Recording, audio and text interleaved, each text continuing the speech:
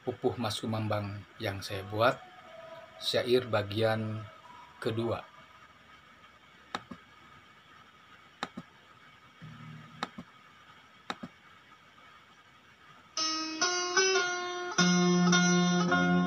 Sasaladgi wari anu nyiliwuri,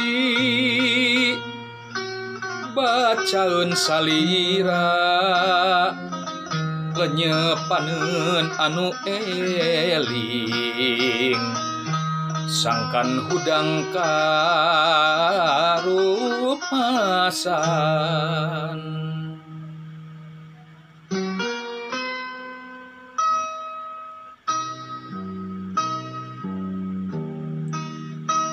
Sasaladnu keur mahabu, pangeling diri sing yakin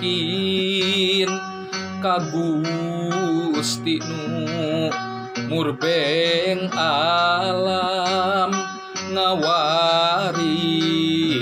alam titipan.